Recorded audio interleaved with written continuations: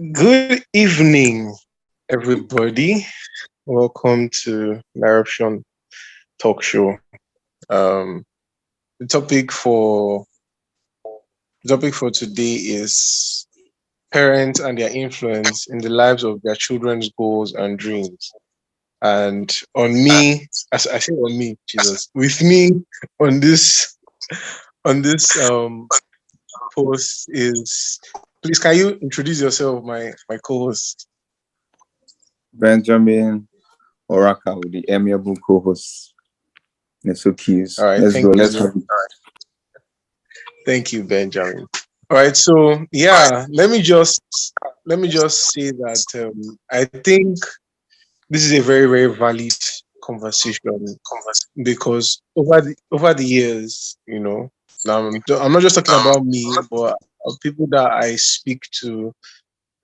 Today, for instance, I met somebody who said he wants to study medicine and surgery, something like that, medicine and surgery. And this is somebody that I know. There's nothing God cannot do. Of course, you can get better, but to the best of my knowledge and the conversations we have had, the guy is not very sound in math. He does not like reading, and this is somebody that is wants to go into medicine and surgery. This is the first time I'm hearing him say that. So when he said it, I was taken aback. He said it in an open space, so I waited until we were alone, and then I was like, "Oh, how come?" I was like, that's his dad is a lab scientist, his mom is a medical doctor. He just feels that if he does not, find somewhere in between that space, that he will be the odd one out and all of that. So yeah, even up till today, parents influence their children's goals. Personally, I'm a very stubborn person. So my parents haven't necessarily influenced. My dad would have loved me to be an engineer, but I quickly realized that mathematics was a problem for me, and it's not something I wanted to be struggling with all my life. So I had to pick something that would give me a bit of ease and I'll also enjoy. So, but So then it's people looking like have, you of stood course, up for people have. yourself. It's looking like you stood up for yourself. But at what I age did. was this? Like, at what age did you decide this was what I was going to do?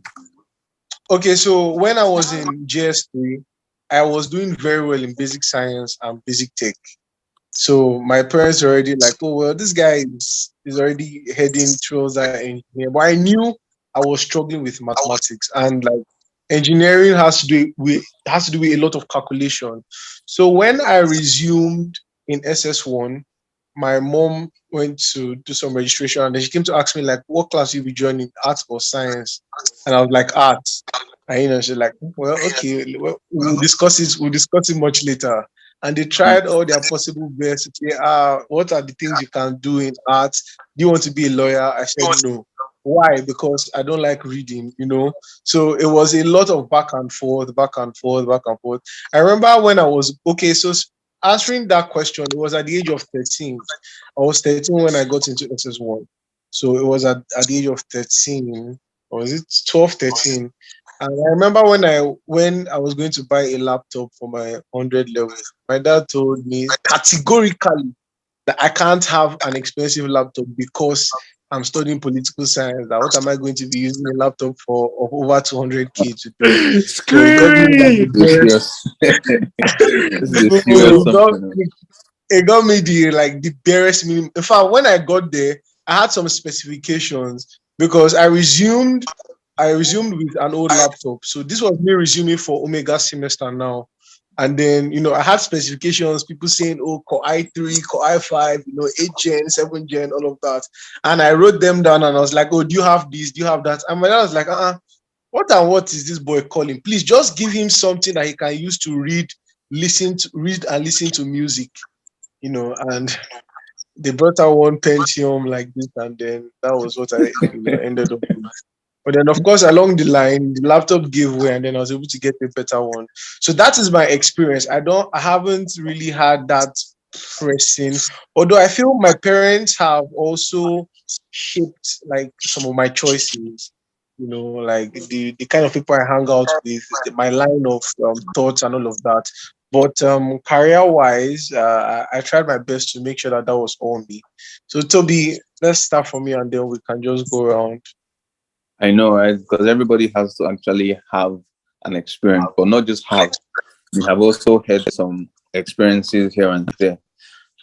But just listening to people speak, a few people, for example, you talk about Sharks, the basketballer. He was like, he told his 6 children that they have to have at least 2 degrees. So here we're looking at a parent who has been hell bent on the education of their children, but then he is not hell bent on what exactly they want to do. What he's saying is, oh, you must have 2 degrees.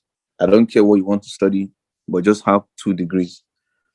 Then the other parent is like, who is the other parent? Steve Harvey, the the host. I'm sure we'll know him.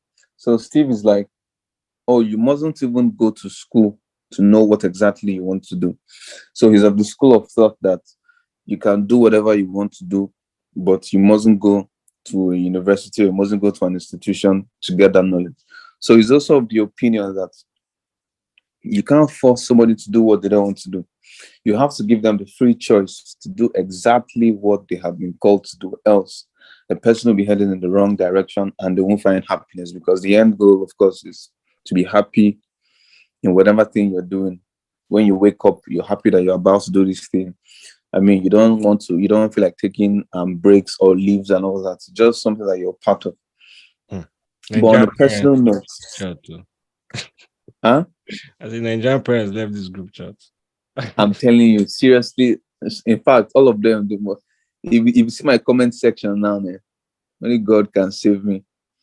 But on a personal note, I haven't had any reason to be antagonistic with my parents, because they haven't also been pushy based on what I've always wanted to study since I was a little kid. But I'm thinking mostly what influenced me was that my both parents are lawyers to start with, and my grandfather is a retired Supreme Court judge. My mother's brother is a lawyer. Excuse me. So everything in the family Don't mess is with your rakas, oh. legal Yeah? based. We're talking Everything is about the legal. law Don't here. The mess law. with if you get Wait fined. now. That's on Wait now. period. They will sue you for everything you've got, including your SIM card. Full They, stop. they sue you. They are the sue, self. Wait now. So personally, I think that was what influenced my own career path, because everybody around me were all lawyers. So at the end of the day, I wanted to become a lawyer. So there was no questioning, no arguments. It was just a green light. Go ahead. And if you ask me whether I have any regrets about it, absolutely not. Because I can have my degree as I can have my law degree as the first degree and get any other degree I want to. I mean, it's all a matter of choice. But then my other siblings are all in the sciences. Ironically, I am the only person that wanted to do anything art related.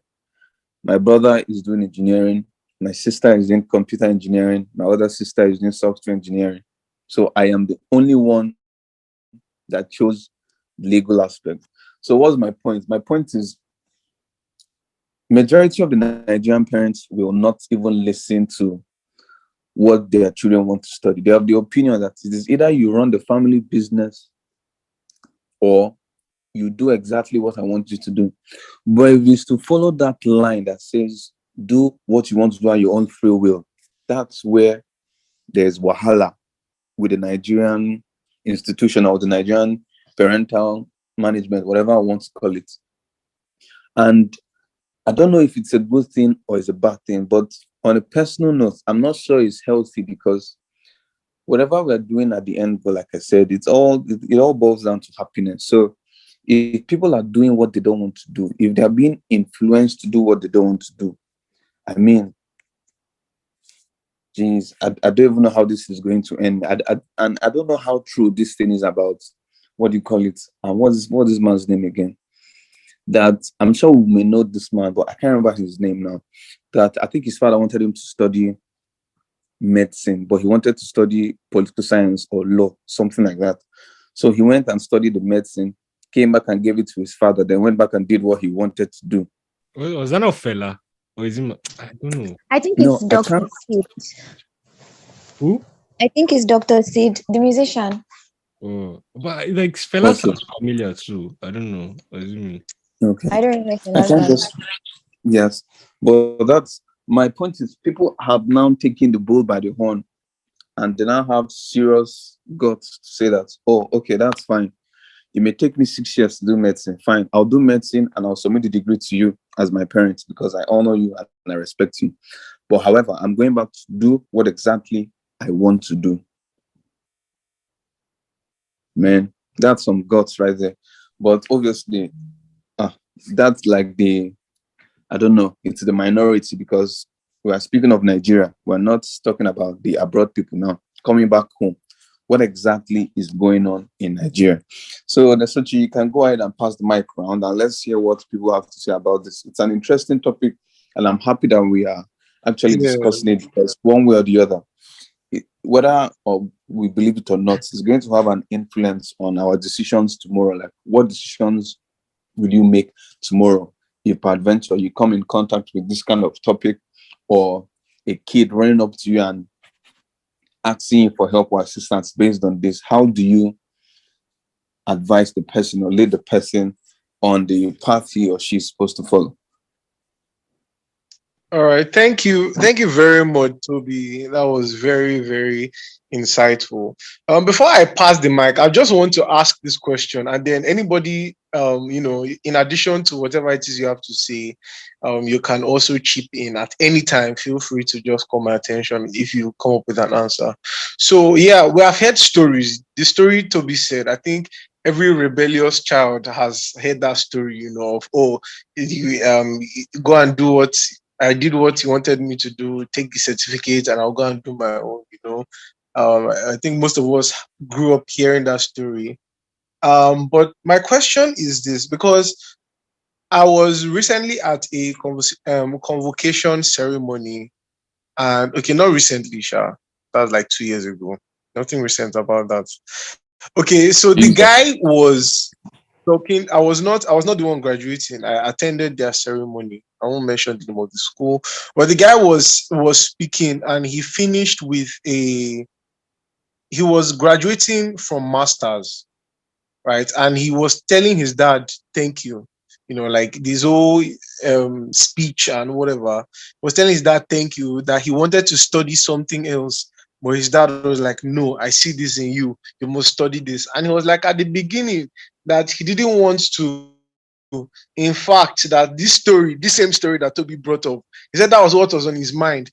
That he will go and study. I think it was engineering, and he will go and study it. And then when he's done, he'll just submit it. He wanted to do music, you know, and you know, after he got into engineering, he realized that, oh, he was doing well, and he actually graduated with a first class. Decided to go into even his masters. It was not still music; it was still engineering, right? So I believe that apart from his case, there are other cases of where people are saying, "Oh, thank you for pushing me. Thank you for not allowing me go the way I wanted to go." So at their points, or do we think that there are points whereby our parents should actually force us? Maybe if they are seeing someone, maybe they are hearing from God. I don't know if everybody here is, in tune with all of that God stuff. But then if they are hearing from God, or if they are seeing some things, because over time, you can't tell you can't say much about your reflection, or you don't know much about your reflection more than the person who sees you, front, back, and all those things. You can only get it from a particular angle at a time. These are people that have grown up with us, nurtured us, and all those things. So my question, I'm throwing into the open house. If it gets to your turn, or whenever, you can just speak up. Are there times where we feel that our parents should actually force their ideals on us, or every time a child says, "This is what I want to do," a parent should say, "Okay, well, I can only," Mr. Evans will say, your parents are paying the fees, so they have the right to choose the university, but they don't have the right to choose the course. So are we going with that? Or, let me hear what you think. But let me pass the mic now. Awesome. Okay. Um. Wow. Wow. That's actually such a Oh, tricky question. start with the first question. Like, Yeah, how are start with the first question. You can answer Oh, this one okay. any other time. It's just a food for thought. But then let's start Oh, with your okay, okay. experience. My experience. I mean, so I grew up in like with parents who were very, so we had like non-negotiables and negotiables, right?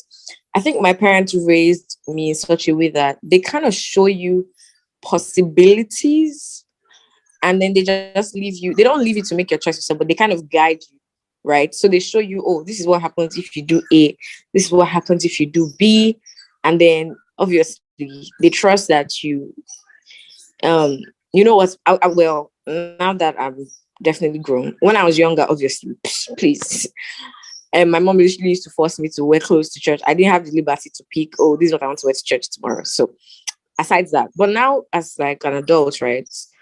um well, let me not even say an adult, like from my high school, right? From high school, um no course was actually forced on me. Choices were not really imposed on me per se. They just said like, it would be nice if you do this, so let's actually talk about it. Like, do you want to do it or do you not want to do it? A very very beautiful, experience I can never forget was when I was about to resume SS1. Obviously you have to choose science, arts, commercial, and you know I was like, yeah, I'm actually going to go to the sciences because I believe like I want to be a software engineer. That's actually what I wanted to become. My stuff, right? So I was like, yeah, I'm going to the sciences, and all. My dad was like, yeah, don't worry. You can do it. You can do it. But the problem was my math was crap. It was very bad. My math was horrible. Me and math have been we've always been sworn enemies, which is why I hope to God that I marry somebody who knows math. Otherwise, Jeez. Who'll be teaching your yeah, kids maths then? exactly. So I'm hopeful. This is a prayer point. So my math was very bad, but I was insisting on going to the sciences. I feel like because I just didn't want to admit that the arts was like my natural habitat in a sense. So my mom was like, you don't belong in the sciences. You belong in the arts. I was like, no, I'm going to sciences. Anywho, I went to sciences for 1 week, and my mom was still like, it's not too late to make the switch. Like, don't wait till like second term or God forbid SS2 before you decide to make a switch. And I was like, no, I'm going to sciences, right? So, but then, I mean, I knew she was telling the truth. I think I was just too, will I say, proud to give in a sense. So it became like a big thing. I was like, I told my dad, I was like, mommy doesn't want me to go to sciences because she doesn't believe that I'm good at math. She believes that I'm going to fail, right? And all of that. And it became a whole big thing where I was like, okay, what exactly is this about? You know, honest to God, that your math is horrible. And it is horrible because trust me, even as an art student, my first term in SS1, I got a big fat F9. I didn't get an E8 or a D7 or a C. I got an F. So obviously she was right. And I knew she was right. So I was like, yeah, you know what? I'm just going to try and make this switch. Now, she didn't impose it on me per se. She just helps me to understand, like, that this is not the best thing for you, right? And so she just left me to make that decision. I think growing up, my parents kind of trust made it clear that your decisions are trusted. At the end of the day, you're the first prophet over your life, and you're the captain of your ship. We're only here to guide you, to give you directions, but it's ultimately in your hands. Honestly, so I think that's been my experience. Even with a lot of things now, like what do you want to do with your life, you know so I got into mass communication with the hopes of becoming a journalist. Along the lines, my passion changed, and I was like, you know what, now I want to produce, I want to tell stories. And when I told my parents, they were like, yeah, I mean, as far as it brings you fulfillment and as far as it's what you sense God leading you to do. So they've never been people to like impose, like, oh, I did it this way, so you must do it this way, or I want you to study this particular course. My dad though was like, he would have preferred for me to do sciences just because it would be nice to have one of his kids as a doctor or as an engineer. And my brother was also already studying law at the time, but he was like, honestly, he's glad that I went to the arts because it's obvious that I'm literally, me and arts are a match made in heaven and all. So no, they've never imposed their decisions on me. Never, never. Hmm. And Hmm. I'm happy you actually spoke. Yeah, go ahead. Complete your that has sentence. that has costed me sometimes where it's like they are right, but you still want to go ahead and do your own thing. So it's a two-way street, right? It's like they're not imposing their decisions on you because they trust you enough to be able to make wise choices. But one thing my parents would do is persuade you, persuade you, persuade you, Hmm. persuade you, persuade you.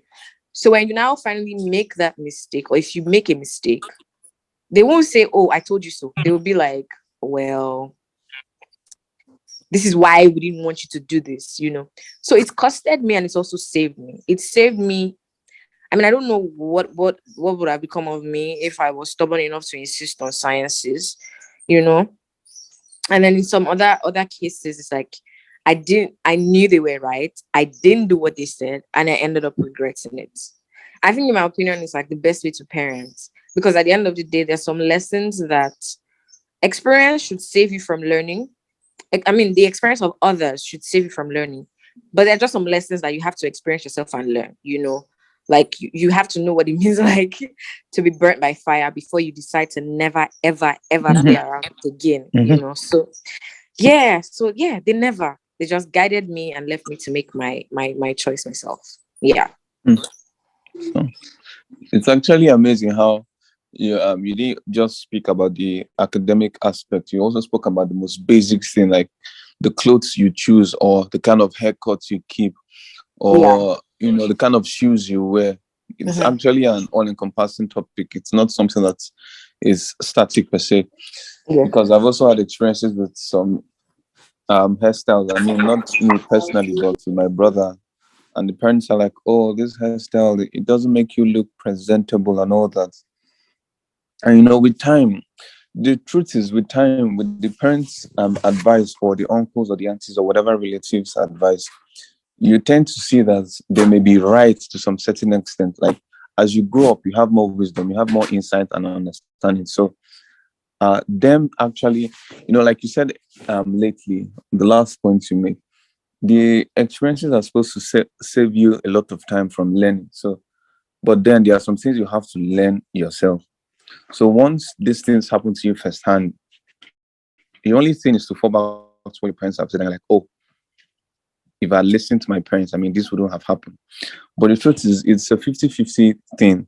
It's not everything your parents have to Mhm. influence, because some things will Mhm. stick with you for life and some other Mhm. things don't, Yeah, right? I agree. I agree. So, Nesuchi, up to you. Who's next on the mic? Yeah, I enjoyed I enjoyed the experience that was shared.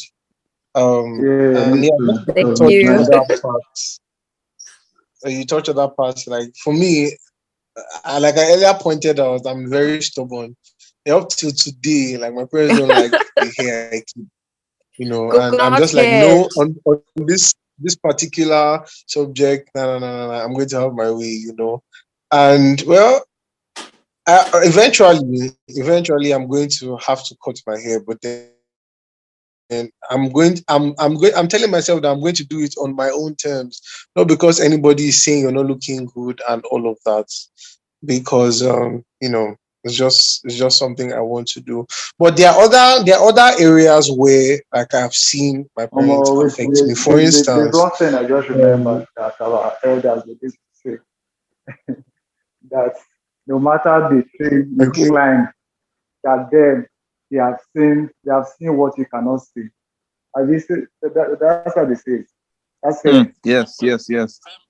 something like that. no, I think the adage you're referring to is what you can see, what an elder can see seated, even if you Yes, climb the exactly. Iroko tree, Something like you that. won't see So it. at times it's actually applicable in your life, but then they make it feel like it's everything, it's every time that because the world is evolving. So the way they were thinking back in the days, right now, if they look at it, things have really changed. So they cannot use that uh, that proverb to like fix everybody's life. Like you get what I'm trying to say. Hmm. True. True. Well. like I was saying, Kenneth, they sound like so scene where Doctor recently Who. I started. Musa, what do you say? I see, like Kenneth was sounding like a father that's like the way he talked to you, like a parent, there are some things I they mean, like. he had Yeah, this to old he man, had no, to get that out of his old chest. man. They disguise and be you don't be No, guys, Yeah. don't be so. So we have. Thank you very much for that wonderful experience. by the way, before she starts talking, Cynthia wrote a post about this on our options. She said, Yes, "Mm, yes, check it yes, out. we did. I think the Yes. reason why we're having this as a topic this week. So we're essentially discussing this because she put together a very beautiful post about it. Yeah. Yeah, I And was then I'm about to happy. actually say her experience, but I think I wouldn't say it. I would spare the reader some. Yeah, so I Mm. wouldn't just say it. So if you want to know Cynthia's experience firsthand, just go to the blog post and Okay, read Read it. Cynthia, it. It's all there for is you. that why she's not responding? She wants us to go and read the post. She doesn't want to say it here. Some of us Netsuki, are wow. wise. Cynthia is overwise. All right. So, Oh, let me share. Well, okay, Musa. No, no, Kenneth, no. that's Kenneth. Kenneth wants to share. Hey, So Kenneth, go ahead. Kenzie, they call you No, Musa. that's Kenneth. Oh. Hey, Kenzie. Say you Wait till happen. There's such Kenneth, there's such get Kenneth, your try to voice. speak from. Kenneth should try to speak from like our point of view. Don't try to speak from the parents' side. We want to hear like our own points. Do you understand? Yes, I get you. So Am I you aud- know am I audible enough? Everybody else. you can increase the volume a bit more, but then I think it's okay. Say now Okay, remote. I'm actually on headphones, so at times, so that's why I'm asking if I'm audible enough. So We can hear well, you, Kenneth. okay. While I was growing, I don't know. I just had this mindset since I was very small to be a doctor, to like read medicine. I don't even know how that mindset came up. I think probably because it was just my cousin, but like he was like an elder brother to me. Like I'm the only boy, so he was like an elder brother. So I was reading medicine. I think I was looking up to him also. I don't know, I cannot really remember. I should just know right since I was small. It's medicine I wanted to. My parents never even told me that I should do medicine or I should not do it. So, but eventually, along the line, they asked me what I wanted to do. That was after history, I told them medicine. So then they just said, okay, if that's what you want to do, I should go ahead. They didn't try to tell me um, some the advantages or disadvantages. Just like say that's what I wanted. Then they looked at me because okay, I'm calm, I can be calm, then I'm focused and all. So my parents they didn't really tell me when I did my career choice. So that was why when I entered SS1, I entered science class. When I jam biology, guy, I say me do medicine. For what now? Biology. Hey, biology, biology was something else. I say I've been nah, holding my nah, laugh nah, since. nah, nah, nah. Oh boy, I we want ah, hear these points. Jesus, biology. It was something like me, but I did. I don't really like reading. I'm more like the calculation, solving stuff. When I enter biology, just see things, he choke. You know, said I now have to be like this. When it comes to reading, that was the point. I didn't even join art class because of what the whole reading. So I had to jump out from that medical. Oh, wait, not be me, not be me.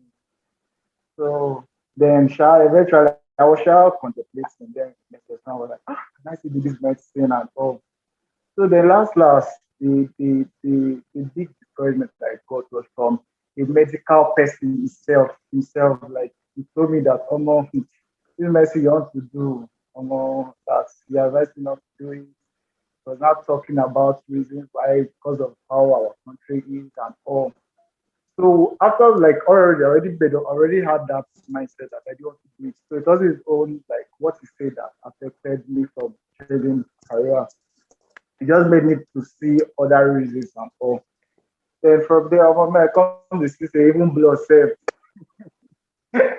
I declare the blood where I won't go do medicine. So imagine a lot of things. So that was how I now switched to engineering. Then I was in SS2.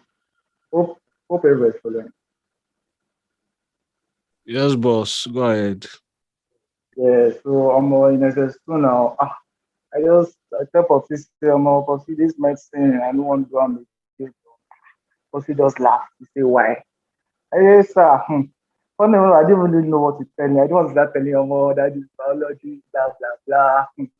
I just found one or two things. I told him more. So I'm telling I told him that there's some harmful diseases, blah blah blah, in medicine that I don't want to get infected. Then again, I now looked at the years that I saw that some people take a lot of years to study medicine and a lot of process. For me, I discovered what I like in life. So yeah, that's medical. So just so too much. So last, I just then my mind now diverted to engineering because then I was good at math and all. So, engineering. So I thought of I wanted engineering. Funny enough, I didn't even know the engineering subdivision of I wanted to specialize in. I just put up engineering.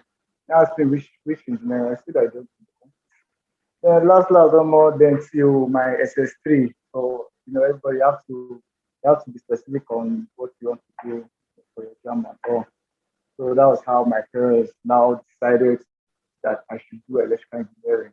So I said to them, was it robotics that I know that everybody wanted to do? Everyone was saying robotics, everybody wants to be all cool. they do all these American movies without them engineers and all. So I think I told Pursue robotics, robotics for where he just laughed at me. Then I was now considering civil engineering.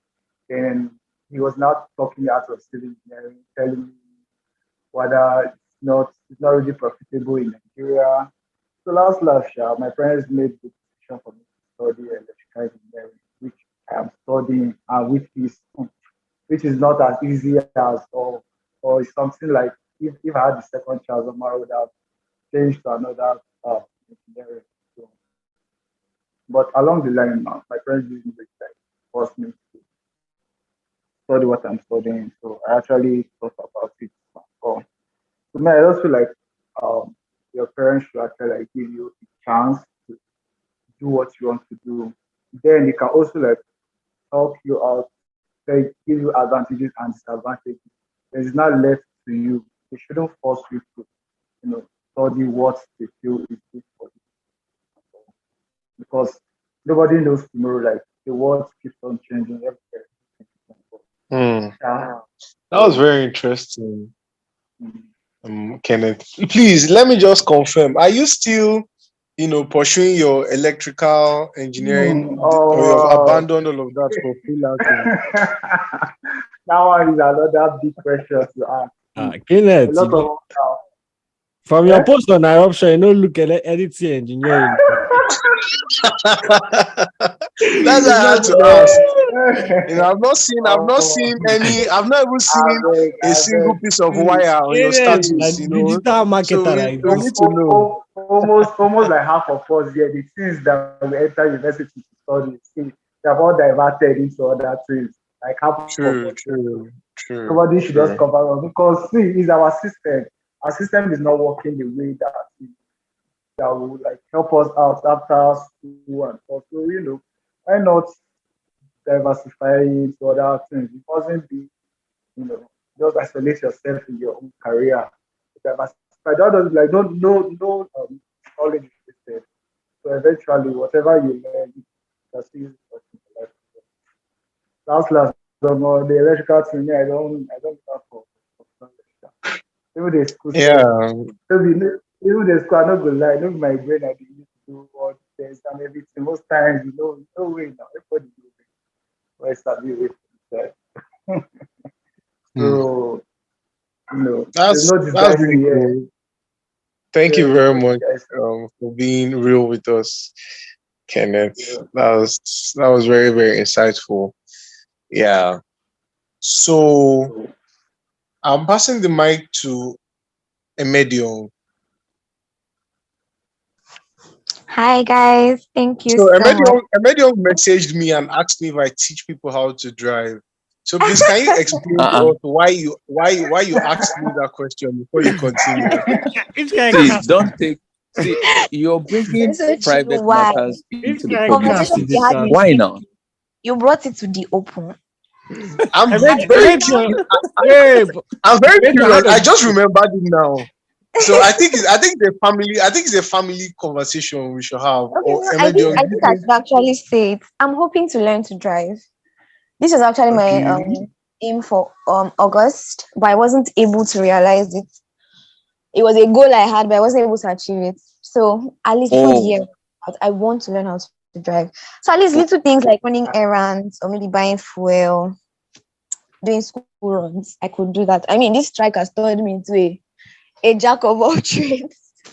So I figured All why right. not? So we You Are can you know. we sure? can continue that. We can continue that Or later. probably you want to hire Nesuchi as the driver.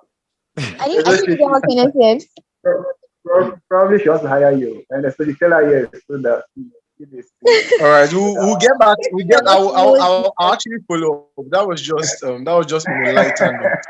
So okay. Emedion, over to you now. All but right. seriously, Emedion has already started off on the conversation because what she just said now is a personal goal that she wants to achieve, whether the parents like it or not. She must learn how to drive. Emedion, guess what? Oh, Yes. true. Very Hmm. true.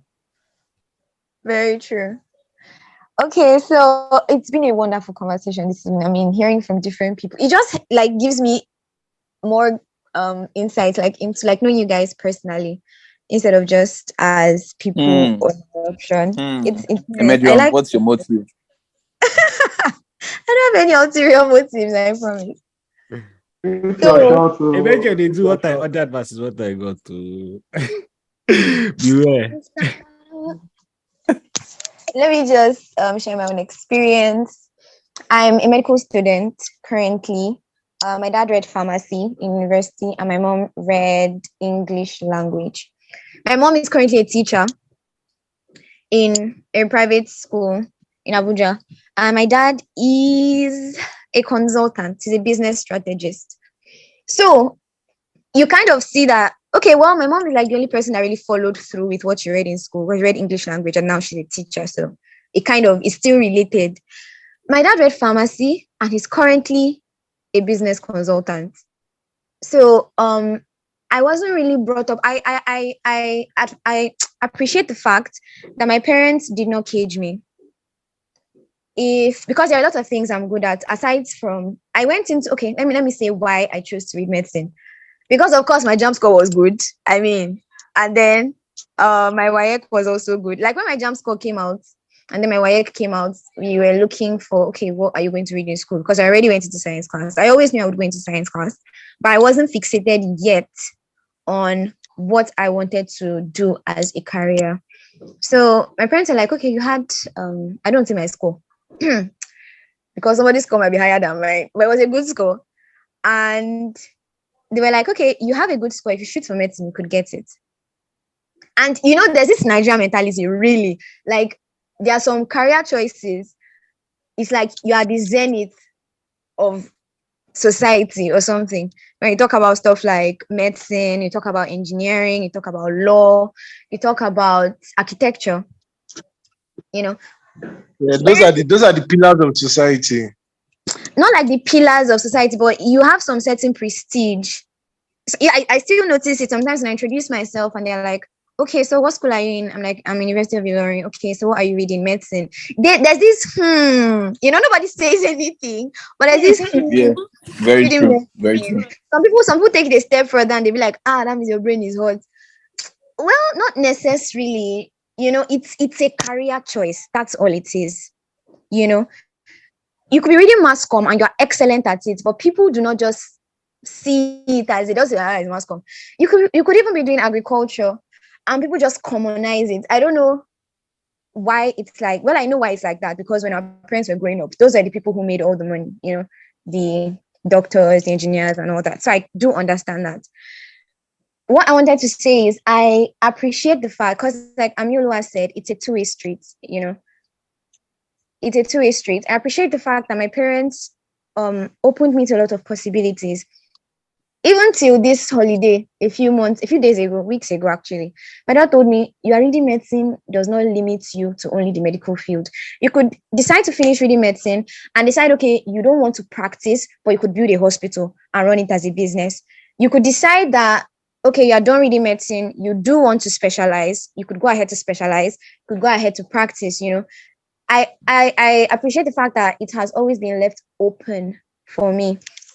But I was thinking about it recently that people are empty when they come into the world. Like when a child is born, you are born empty. So Word. to a large extent, because some people grow up and they be like, this is the person I have. They feel like they formed personalities. But in essence, that's not an original personality. It's most likely a response to the different stimuli you've had growing up. A person can decide to grow up and be like, I hate beans. It's not that beans is bad. It might just be maybe whoever cooked it for you when you were younger did not do it in a nice way. It might just be that. You might grow up and decide like your pet peeve is people chewing loudly in your ears. Not necessarily. Maybe if you did not grow up in a place where people used to chew loudly, it might not be your pet peeve. I don't know if you guys understand. Okay, so Musa, I think we should please take this down as maybe a consideration for our next topic. Are people really born empty? Because personally, sorry to cut you short, I don't believe that. I believe that people are born with gifts. Of course, your society, your surroundings affect your response to those gifts, right? But I don't think anybody's born empty, because we all come here for a purpose. I believe in purpose. And if we can't come here for a purpose and we're empty, we come with gifts that help us achieve those purposes. So that's just me. So Musa, you can take it. You can take it down, and then maybe you can continue. Yes, but Okay. I already said that. Okay. I actually do agree that people are born with a purpose, of course, because everybody did not just come, meandering into the world. Everybody has something they're supposed to do. But I was talking in the line of your parents influencing certain dreams, careers, and all of that. Like I said, okay, the reason why I read medicine, part of the reason why I read medicine was because of a certain occurrence. Because sometimes, I don't know if everybody will agree, but I believe that certain things happen for a reason. You might experience something that was a bad experience. You might have an experience that was bad for you, and then you go ahead, you take that experience. There are two ways you could respond. You could respond in a positive manner, or you could respond in a negative manner. One of the reasons why I decided to go into medicine was because I lost two of my brothers. So obviously there was a flaw in the medical system, because for one of them, it was pure carelessness. Sir, When a about child is born, yeah, it's fine. It's fine. I didn't even, this particular I'm talking about, I didn't get to meet him, but I heard the story. I know. So when a child is born, there are some checks, they are like routine checks you're supposed to do, especially if they are born under certain circumstances. And for whatever reason, this check wasn't done right. And that was why we lost him. So I took that, and I'm like, okay, I want to have a pediatric hospital. I want to build a hospital for kids that will provide premium care. I don't know if I'm going to practice. I'm not sure. I'm not sure if I'm going to practice, but that's definitely something I want to do. So I would say, well, yeah, people are not born empty in the sense that everybody has a purpose, everybody has a reason. But in the line of career choices, okay, let me talk about Ben Carson for a little bit. Ben Carson, growing up as like a primary school student, I know he wasn't very smart. In fact, he was dull, actually. He was actually dull, because when you read the books, if you watch the movie, you see the ridicule he received in school. But his mom pushed him so much that he began to do well. And then he eventually decided to go into medicine. So I agree with persuasion. I don't agree with forcing a child to do something, but I agree with persuasion, because if his mom did not put that pressure on him that you can be so much more than the barest minimum. She told him, the guy that is getting the first in your class, he doesn't have two heads. She took him to a mirror and was like, you look exactly the same. You have the exact same physical features. There is nothing that stops you from being the best. And I think as individuals, we have a million possibilities. You could be anything. There is nothing really limiting anybody, to a particular. I just feel like as human, we are so limitless. We could do literally anything. I was talking to my brother this afternoon, actually, and he's 11 years old. And I asked him what he would like to be in future. I've watched his career choices. What's the word? Evolve. At some point, he wanted to be an archaeologist. And we're like, okay, archaeology. That's like guys that dig up fossils and stuff. Well, I hope I got that correctly. But I know that's one of the stuff. That's one of the things they do. And over time, he moved to being a scientist. And recently, he has been talking about being a YouTuber and being an artist. And even at the age of 11, he's aware that that's a career choice that many people do not accept. Because I told him, why not? You can be an artist. There is a lot you can do with animation. Let's not just talk about artists like drawing on paper or stuff. I mean, once you take this to a digital platform, there's a lot you can do. We're talking about animations. There's like there's a whole lot, like a whole new world, And I was like, why not? He can do that. Maybe during breaks, you can take lessons. I'm sure there's something, about it. And he said, what would people think if I said I want to be an artist? That was what he said at the age of 11. He hasn't told my parents. I think I'm the only person, really, because I'm the only person that actually conversations with him like this. So I told him, you can be an artist. I told him you can be an artist. It just depends on how big you can make it. You can decide to be an artist and then you just draw people's profiles and sell. That's artistry. You can decide to be an artist and you make these, because he was telling me about Roblox. He plays Roblox a lot and he replicates the characters. If you know Roblox, well, I know Roblox because this boy keeps playing it. Their characters like that. I have been with children. I know Roblox. So he's able to replicate these characters on the Corel Draw on his system, and it looks almost the same. And I have seen him devote so much time. Sometimes we are at home and we're like, you're spending too much time on your gadgets, you're getting addicted, and all of that. But I'm like, this boy is learning something that he's actually interested in. That if given a chance, it could be something big, and he could make money doing something he genuinely enjoys. People who make animations, like all these Frozen, Disney animations, they make a whole lot of money doing something they love, So I am of the opinion that persuasion, there's an adage in my place. I don't know how to say it's my language, unfortunately, but they say if you are dancing, you might think you're dancing well, but someone behind you that knows that your back is bent. That's basically to say that there's a place of... Calm down. That is so deep. Can you say it again? No, you have to say it again. Yes. I'm trying to even understand it. Okay, they're like, you might be dancing and you think your moves are like bam, like you think you're dancing well, but it's someone that is watching you that knows that your back is bent. Okay. Yeah. So I think we're too smart for me. Me person explain I beg. Okay, you might think you are doing something exceptionally well, like you're so good at this.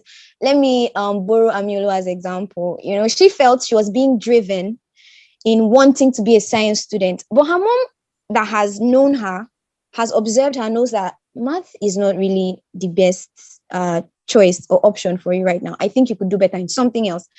But she felt her mom didn't believe in her. Her mom wasn't supporting her. She was probably putting her down. That's just an example of what that adage means. Aristotle. Yeah. All right. Thank you very much. Thank you very much wisdom. No, you can. Okay, round up what you're about to say. Okay, yes. So I think there's the place of a parent also knowing their child, like knowing that this is my child's strength. So many people are not good in academics. So many people might decide to come out of school and decide, okay, I just want to do sports. But are they really good in sports? Could they be better? It's like Ben Carson's mom pushing him, telling him, I know you have it in you to be better. And then he actually was. And then the guy that Nesochi spoke about, that was like after his, when he was giving his speech, he thanked his dad because the dad said, I saw something in you, which is why the dad would have probably insisted that, don't do this instead. With this, with the gifts you have, the talents you have, you will do so much better in something else. So to round it up, the effects of parents on careers, dreams, and all that, I really believe it could go two way. It could go two ways. It could definitely go two ways. I've seen people who have built on what their parents left behind. Your parents started something in a particular career path, and then you built on that and took it to a higher level. Your child might not continue in that, but I just think it could go two ways. But I just think that parents should also know their children instead of forcing things on them, because it can be so suffocating.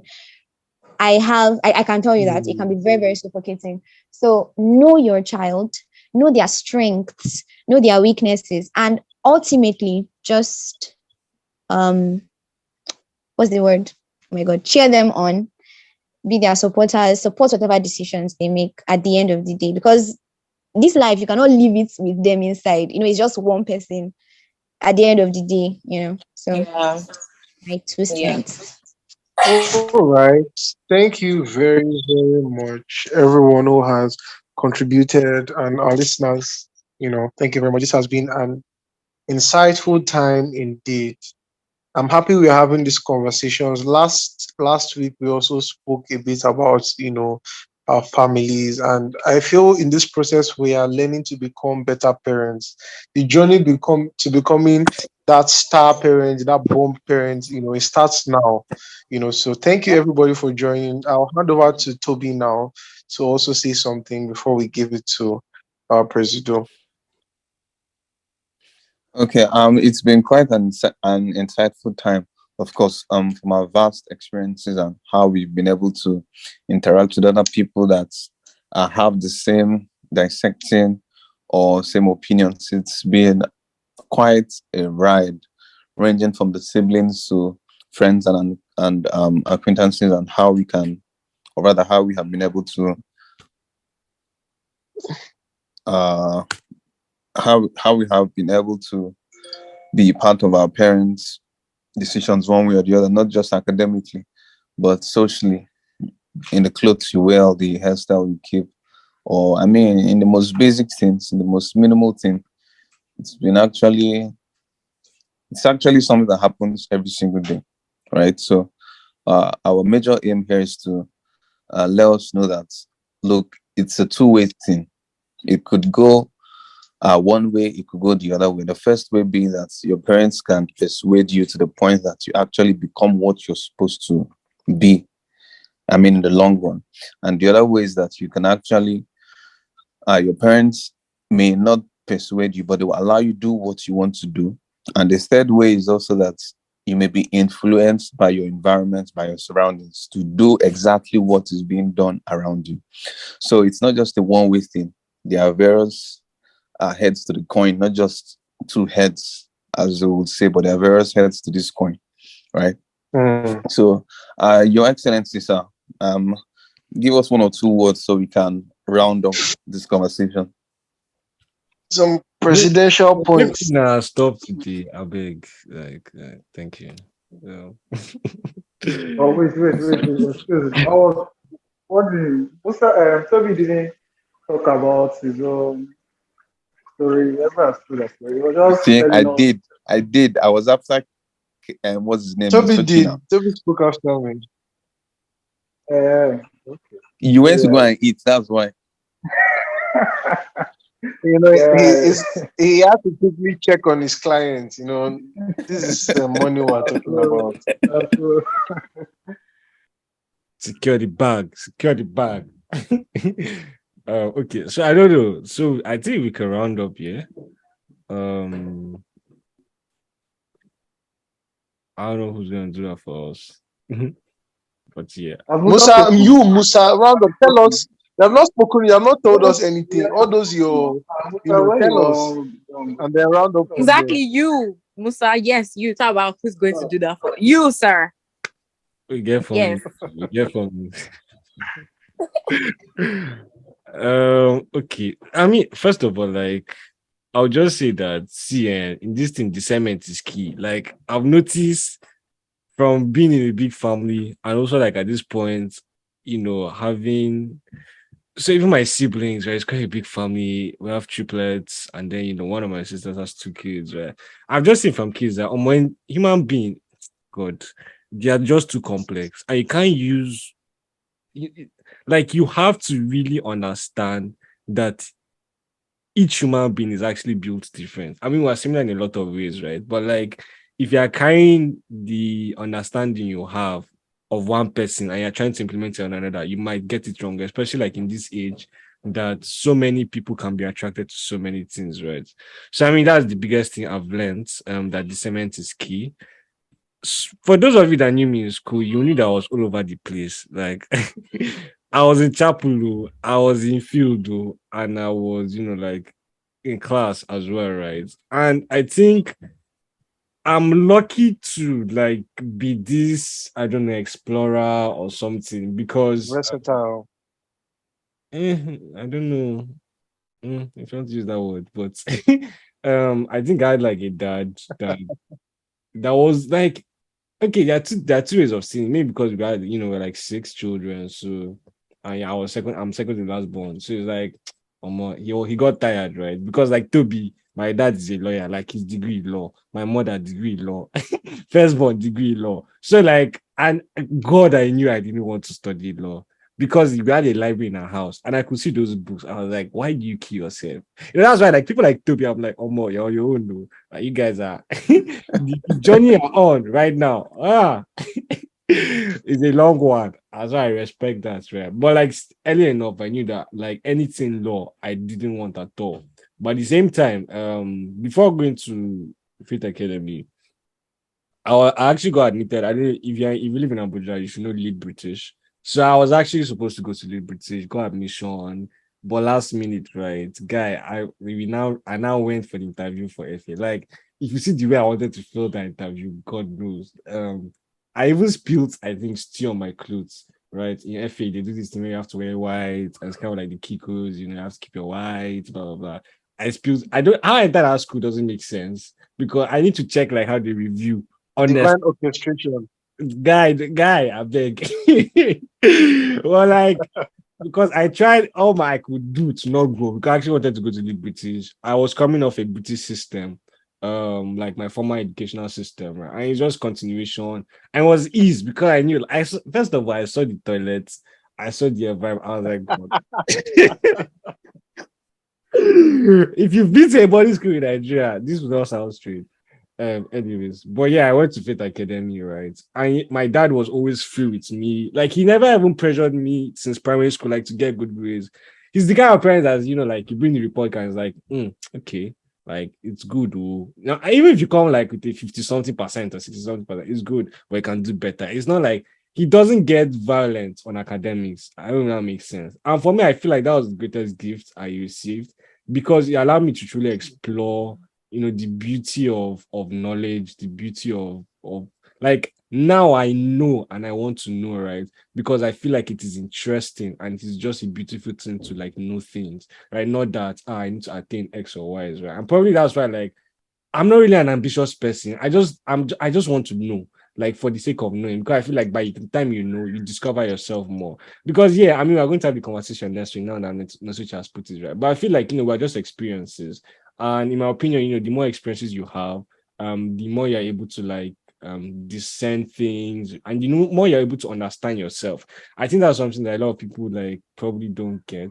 I mean, the same way that a lot of people just say, I know myself, I know myself. But sometimes we don't know ourselves. Like even me, I'm still a mystery to myself to a large extent, right? You would think you know yourself, right? Until you discover something else, and something else is revealed, and something else is revealed, right? So like we are at the same time our own case studies. Like we have to examine our own lives and look at us, introspection day in, day out, to be able to really, get who am I, especially as regards to the future, like who are constantly asking that question. The whole concept of the image of yourself versus, your true self, are they accurate? Is it, is it the same thing?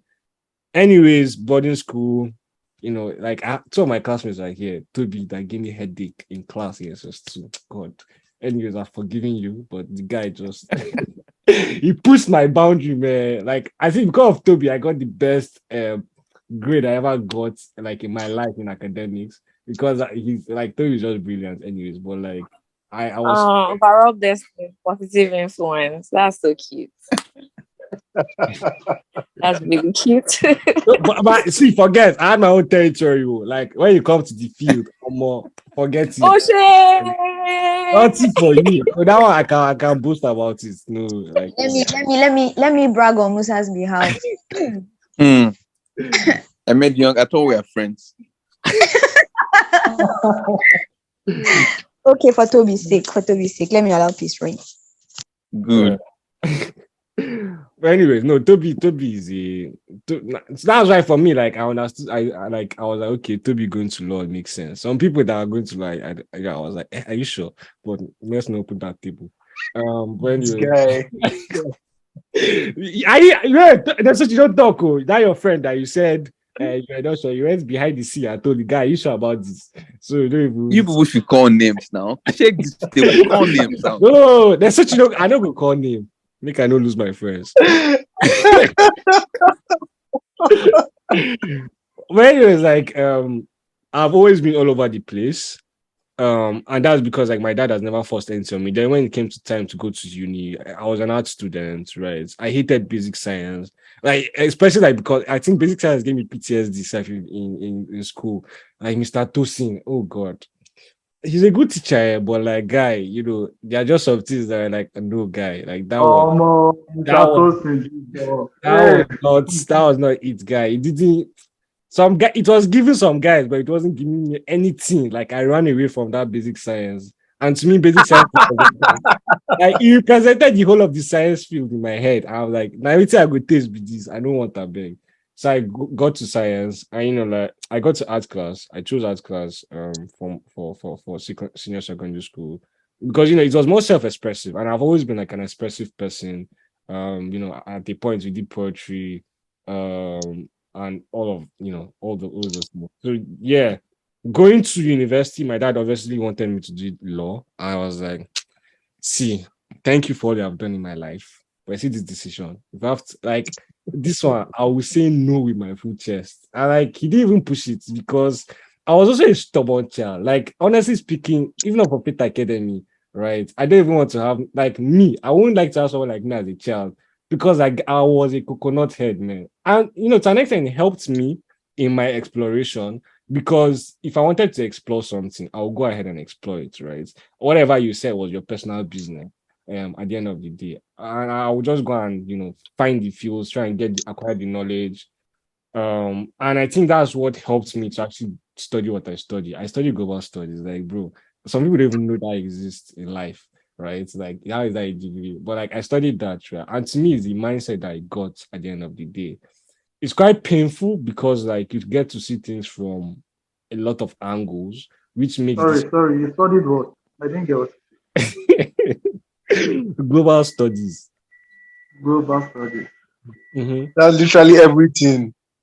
Mm, Oshé. It's like yeah, but I mean, it has a lot of focus on globalization. So like the interconnectedness of the world, especially like when it comes to politics, economics, like formal policies and stuff.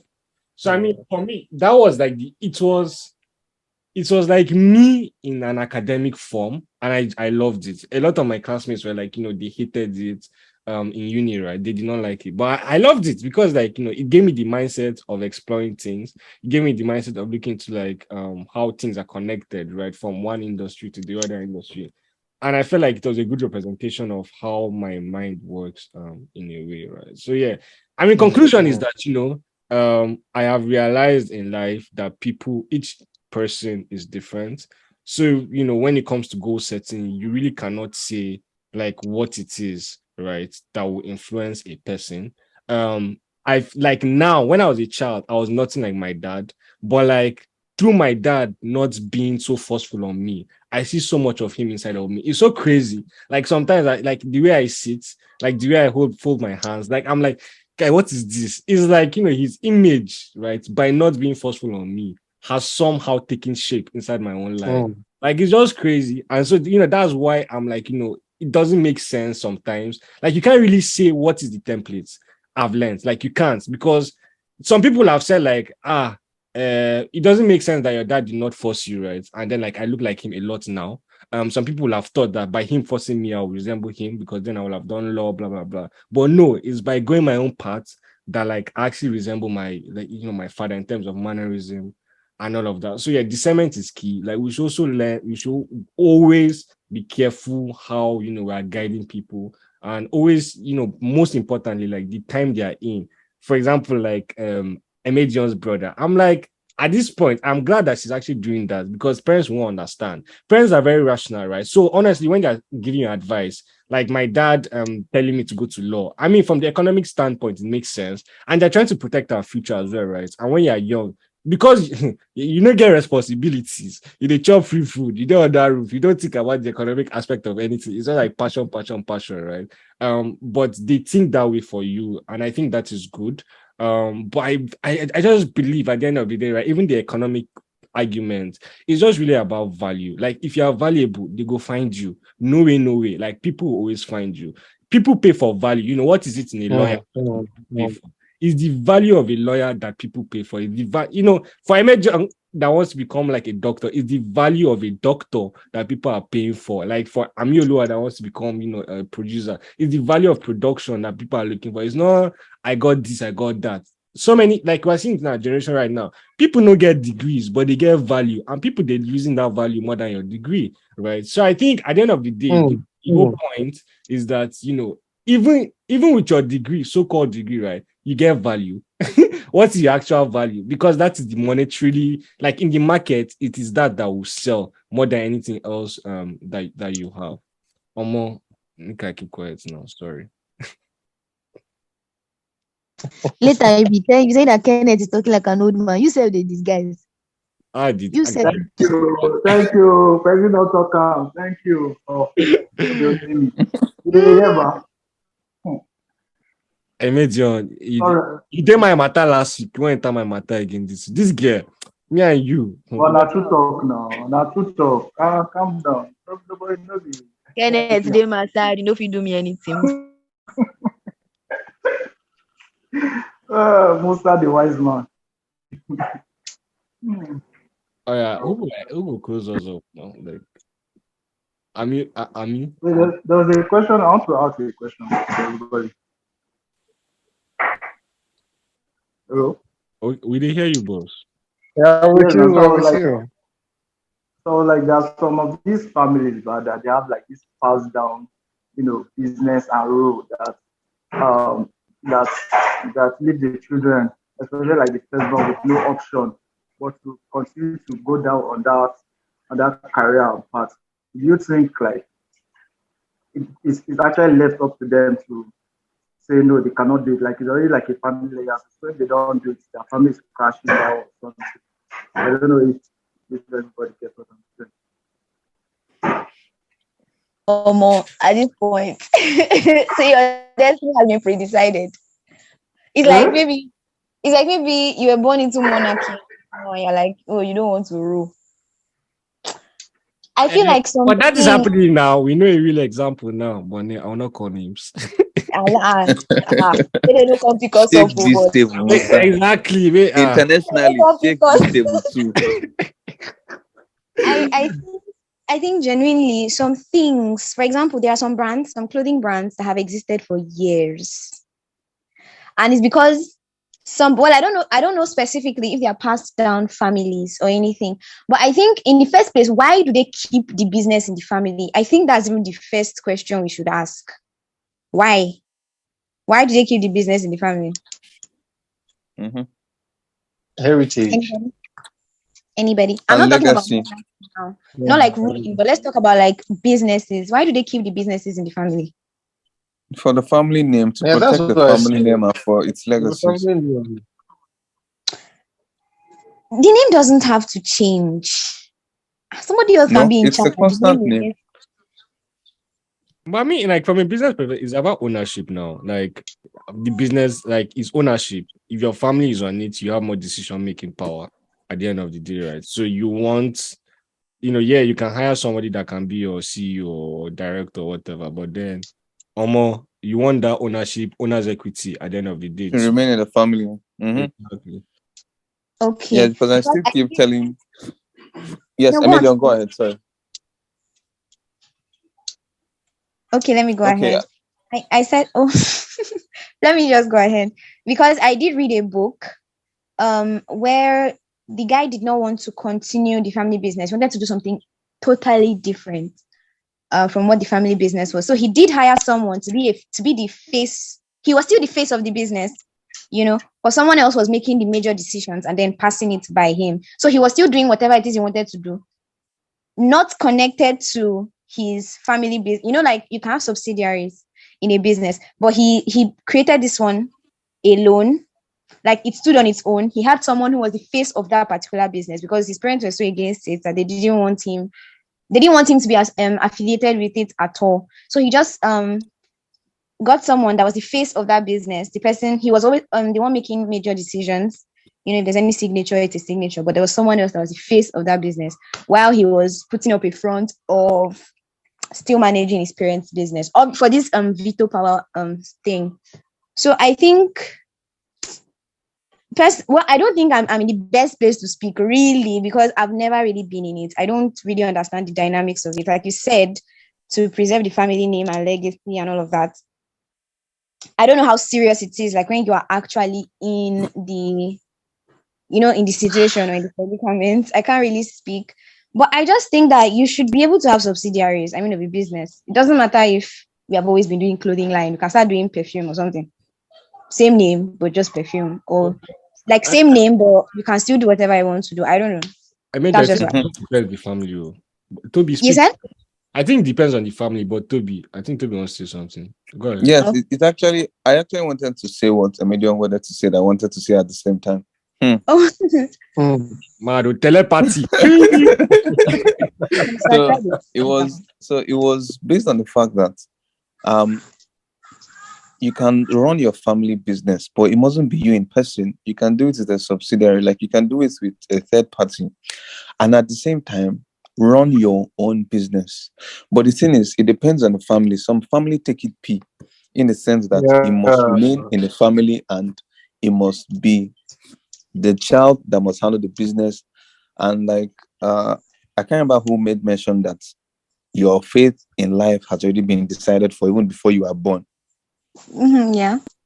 That, oh, your family has started this business, and by the nature of law, or by nature, or by right of Yes. inheritance, you are mandated to continue in this line.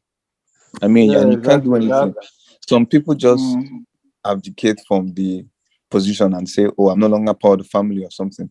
But I'm of the opinion that nothing stops you from running your own thing on the side as you are running the family business.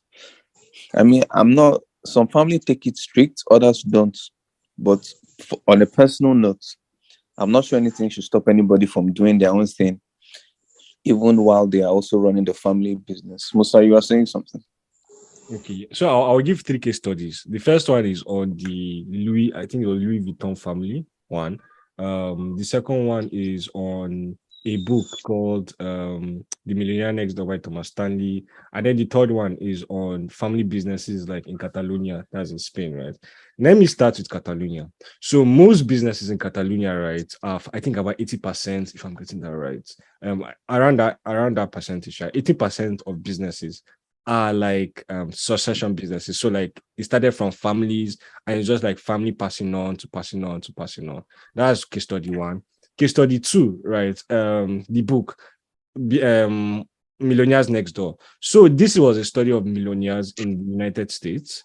And what they found out was that first of all, like entrepreneurs in US, right? There's a big first generation entrepreneurship rates. As at that point, I think the study was done around the 90s, so it might be different now. I know that they did a revised edition of that book. I'm here to read it. But like this was the time period of the 90s. So what they found was that, like after the first generation were able to build wealth, they always told their children, like businesses, it was unlikely in the US in the 90s, right? That families continue businesses because the parents knew the chances, the odds of a successful business. That thing that we always hear, like what was it, like two in 10 businesses or something succeed, right? So that is true, right? And they realize it. So the business owner, the first generation business, so like someone like Toby now going to go and do his own law firm, right? Realizing that it's hard to be a successful law firm. Let's imagine Toby generates $500 million yearly. Amen to you for that, guy. But anyways, like Toby generates $500 million yearly. Amen to that, brother. In revenues from his law firm, right? Because he understands how impossible, like 1 in 1,000 people are able to do that. You advise his son to go and get the professional field, to go and follow something professional, so like medicine, law, blah blah blah. Right? So that's what like successful entrepreneurs in case study 2, right, according to this book, did, right? So they don't advise even people to join the family business or whatnot because they know that their children can, the conditions, right, of them and the conditions of their children are so different in the sense that when you start a business, right, some people, it's just to escape trenches that they start business. Like, Sapa, they hold you, and more, you guys run that business, right? But like, once you now have 2 mansions, once you now have like a driver, blah, blah, blah, right? Like, your children don't enter luxury life. So the condition, waiting push you that time, be waiting, they push them, right? They won't have the motivation that you had. And like, it is the motivation that you had that might have sustained you in that business. And like, when you had downsides, when things were not working well, when you could have just closed out, right, and folded up, you decided not to fold up. You just, persevere that. Your child, by the first mistake, they're too soft. They for just end down right away. Do you understand, Kenneth? Sapa na your mates. Anyways, that's case study 2. So the third case study was the Louis Vuitton family. I think it's Louis Vuitton. I hope I'm getting the brand, the luxury brand, right? But I think it's Louis Vuitton from. Anyways, in that family, right, there's a point. I will correct it if it's not Louis Vuitton, but it's a successful luxury brand. I was listening to the story, right? There was a documentary about them. And they say, there was a family feud. And, this feud thing in business, we have to talk about it because, and that's why for me, I say it depends on the family. If first of all, that your family is a non-communicative family, as per like, since you are small, right? They have been ambitious people since you were small, like, you guys don't even, like, you can't even have a conversation. There's no family meeting. Like, you guys are not friends, right? There are some families that are not friends. They are family, but on more communication, they are not friends at all, right? Like, you have to understand the way your family is before you can actually go into business with your family. Because once family feud starts coming up, like, I have 50% of the business. And so like one family member is taking most decisions, and then maybe 30% is with like another member and 20% with another member, those kind of things, right?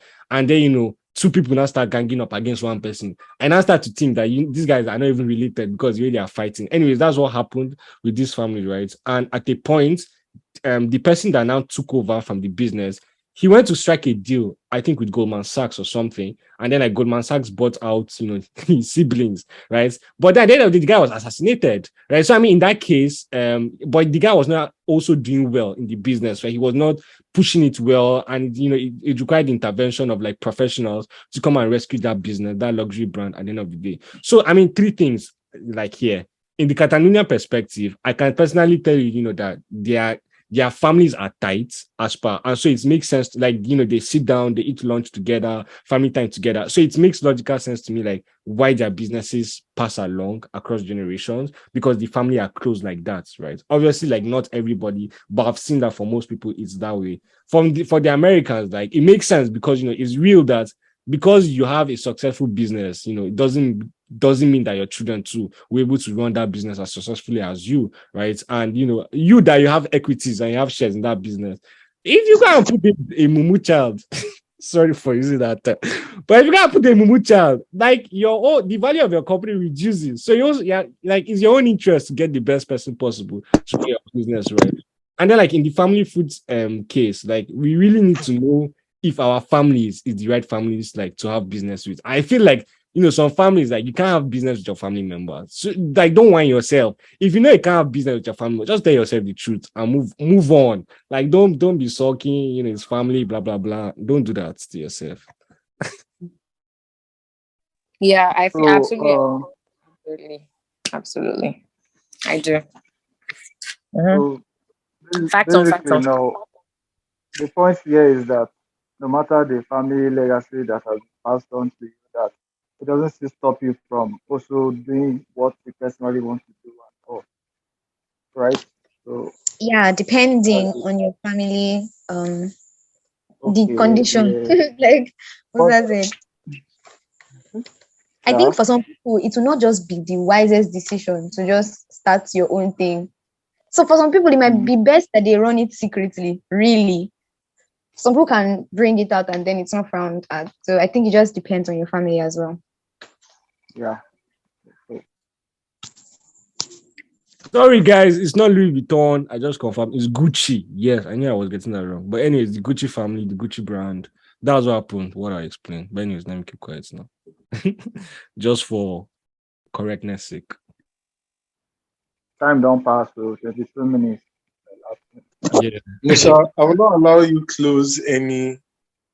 do any closing statement again. Let me. If I get another opportunity to host, I tell you, say, don't I have told me. you that time. I said, make we close it to you. Say, no, I've not spoken. Now you are incosa. Anyways, this is the close us a bit. All right. Thank you very, very, very, very, very much, everyone who has been on with us from the beginning up until this time. Until Yeah, next you're week, welcome. same time, same place. My option forever. Is that a sufficient closing remark?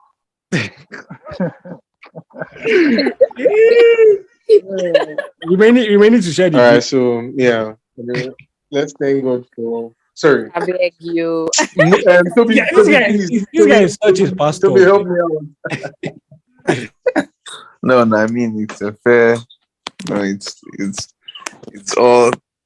It's very much allowed. So thank you guys for listening, and of course you've heard each and every single person's opinions or dissecting judgment. So just do what you know is right. You are the one in the family. You are the child in the family. You are the one that know exactly what your family is up and about doing or experiencing. So just take the decision that you know is right and that you won't regret in the long run. So that's our final closing advice slash remarks. Make sure you actually go to the blog and look up the actual post, because the actual post gave us the, what do you call it now, the idea slash the wisdom to have this conversation. So look up the blog post and read the full content and lay your comments and let's know exactly what you have to say. If we need any help, also you can reach out to any of the Nirrupter writers, and of course they should be happy to help you out. Thank you guys for listening. Do have a lovely day, and don't forget to tell somebody to tell somebody to tell somebody, and the list goes on and on about Nirruption. See you guys same time, same day, same hour, same weather Same condition. place. Bye. Hey. Thank you, Bye. guys. Bye. Bye.